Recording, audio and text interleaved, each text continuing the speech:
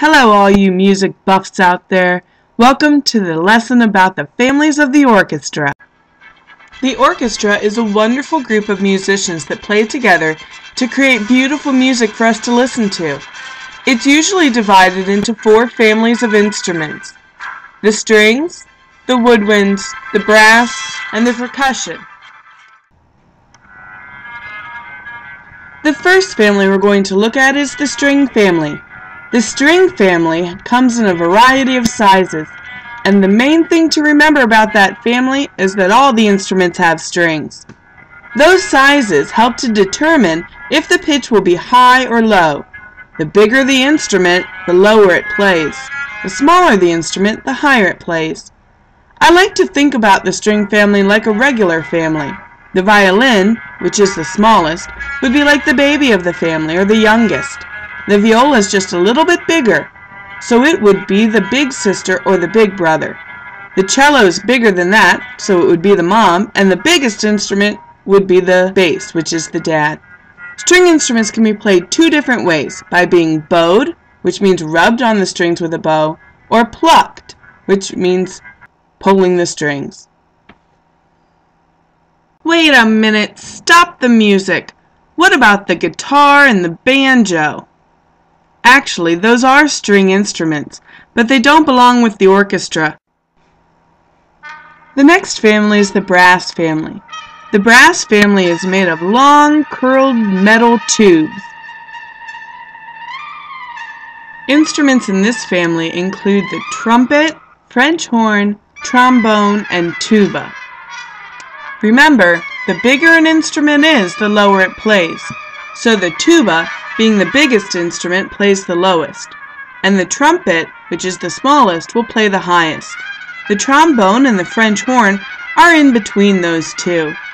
One other thing to remember about the brass family is that you put the mouthpiece on your lips and buzz your lips to play.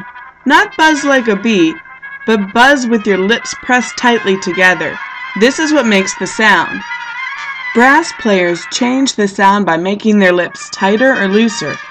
They can also change the sounds by using the valves on the trumpet, French horn, and tuba, and by using the slide on the trombone.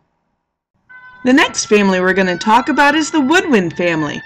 The woodwind family all looks similar in that they're long and skinny. They also all have holes in them that have to be covered up in order for the music to be played. The holes are either covered with your fingers, or with your fingers pushing on a key that pushes a pad to cover the hole.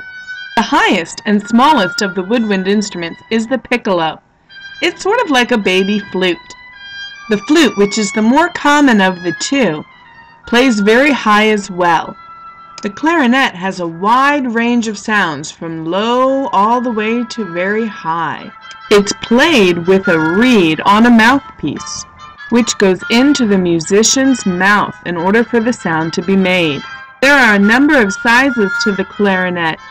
It can range from very high, which is the smallest, to a contrabass clarinet, which is much longer and plays very low.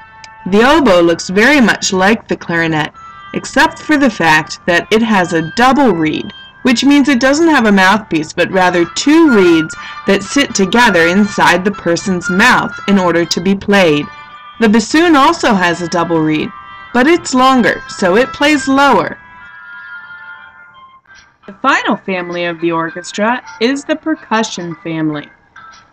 This family can be divided into 2 groups: pitched instruments, which means instruments that can change sound, and unpitched instruments, which means instruments that always make the same sound.